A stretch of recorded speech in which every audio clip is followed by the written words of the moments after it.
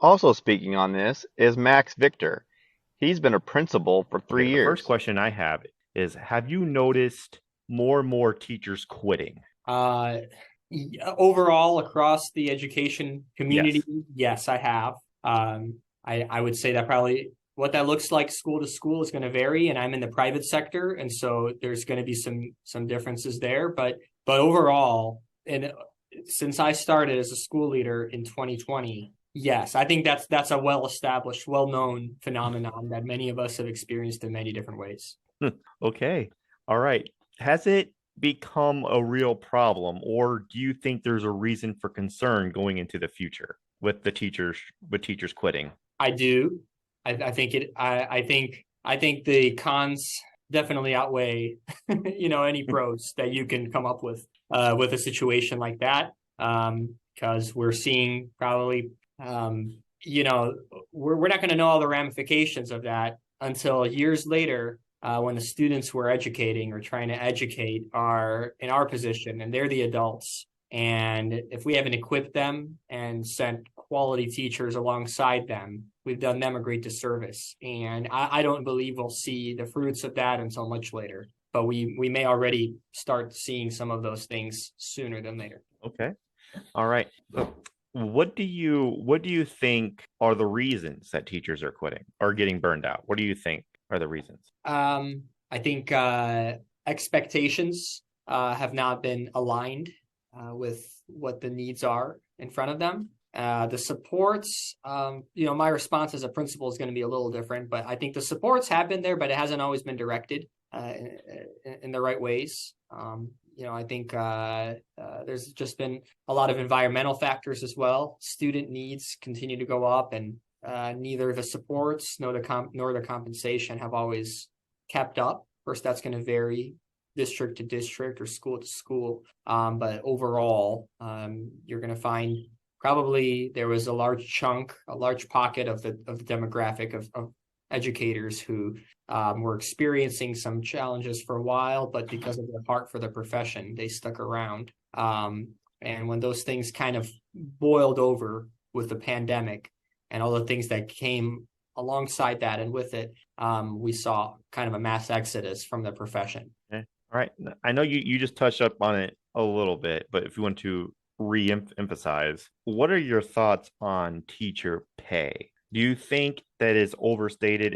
Or teacher, are they not getting paid enough? Do you think that's the kind of is there some truth there? What are your thoughts? I think overall, we're a private school. Hmm. We're going to be substantially behind the public school. And so the conversation plays out a little different for us. So in that regard, I don't know what that does as far as how that compares to other responses you get. I would say that as a profession, I would be supportive to say that teachers should get paid more. I would also, by the same token, be okay with there being, if the pay and the supports are there, then we can absolutely have an expectation that there's a standard of professionalism. But I think that by and large, I think you're going to find more teachers that are doing a great job and are not getting paid enough than the other scenario. And so it's really just going to be so different district to district. You look at school districts where teachers are paid substantially more than any administrator in my school is paid. I mean, double. The economy is a little different in those areas, and but also those teachers may have to deal with, in some cases, a higher level of need. So I think every situation is really different. But overall, I think there seems to be this perpetuating cycle where there's an attitude about the profession that is not the most reverent what it needs to be. And as a result, it's easy for us to justify it being a lower paid professional position. And that in and of itself perpetuates the first part. It's a chicken or egg situation where, teachers are not paid enough and you get, it becomes harder and harder to retain quality people who look elsewhere. And the people who continue on are the people who either have other means to keep going or they just have such a heart for it. But it becomes harder and harder to replenish they're really high quality people that I think some of them have stepped away. I think there's a traditional model of paying teachers on a graded scale, like a salary schedule, and that's in place in a lot of places. We have it in our school. That's been in school districts I've worked at before. And I think a lot of people who left the profession were at a place where they could retire. So that's a little different from across the board. We saw career changes, but also a lot of early retirements in the past couple of years. Oh, great. All right, that's good input. The next question is, do you think, are they hard to replace? Are teachers hard to replace? And why or why not? The good ones are. Good ones. The good ones are very hard to replace. Yeah. But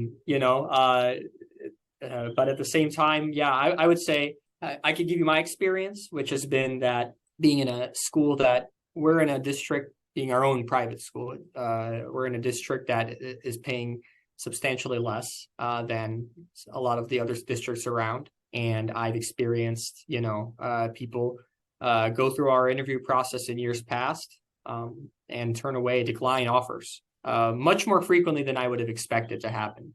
In my first year, it was like a third to half of the people that we would extend offers to would see the number and say, I don't know if that's going to work for me. The school board has had a real concerted effort to get caught up and be more competitive with the local public school. And I've seen a substantial drop in that happening. I find myself in the past year and a half, much less frequently in that. I don't know that anybody's rejected an offer since the first or second major increase that we've made. That has benefited everybody. It was a blessing to all our faculty. They all needed it greatly. And but I know that I needed it too, because now I'm able to actually recruit people and not have that be an obstacle. But I would say that every school is going to have, to answer your question directly, yes, every school is going to have their teachers that people like me are horrified of losing, because these are the people who are the pushers. They're driving your school mission alongside you, and they're the ones that are going above and beyond, and setting an example for all the others. And so that you feel the effects a lot greater when people like that exit the profession. Okay. All right. What does it take to become a teacher now? Would you say, is it easier or harder than it used to be? Or is it about the same? The direction I've seen it go, again, I could take your question in a couple of different ways, but I'll answer it from my experience as a school leader for the past couple of years. It feels like in my state, which is Missouri, it's gotten easier to attain licensure and things like that. I think school districts have appealed to their states, saying we really need people, and as a result, they've lowered some of the requirements. And I don't know how I feel about that, because some of those requirements are standards that keep everybody accountable and ensure that there's a standard that's consistent across schools and anywhere you go. At the same time, it's a hoop that if I have people like in our private school who are already practicing, because we benefit from having that same standard, but we're not required. Our accreditation only requires a bachelor's degree. Well, I may have had some people here who just needed to check the box and get their license, and that was just a hoop they need to jump through. That it's a beneficial thing that they don't need to do that anymore, or it's easier to go about doing that. We want our teachers to be certified. Most of our staff are certified, the same as any public school. But I do have a concern in the back of my mind about if we make it easier to become a substitute and easier to become a teacher, eventually they can't find good principals. Is it going to be easier to become a principal? And what are the ramifications of that? It's something I think about. Okay. All right. Great. Okay. One last question. And this is a loaded one. And it is, what do you think needs to happen in order to stop teacher burnout across the board? I think it needs to start from, I actually think it needs to start from the very beginning, from the university level. I think the teacher prep program needs to be looked at. I had a positive experience where I went to school overall, for me. But what I saw was from the very first steps of the profession, you have young people that are exploring career paths. They're looking to become a teacher. I think the universities that place those candidates in front of children immediately, as early as they can, those are the ones that are preparing them well. And I think a lot of programs that may wait and you don't get your experience in a classroom until you're student teaching, then you're wasting people's time and money in some cases. And in the inevitable outcome that somebody realizes that, you know, this might not be the right profession for them, but by then it's too late because they're so invested. You know, and because school districts are often so desperate now, I think that it actually starts there. And that might not be a response that you might get, but I'm very passionate about new teachers and what that looks like. I think that's the future, and we can do what we can for the entire scope of educators in the country, but it's going to be very nuanced and complicated because it's going to look different everywhere you go.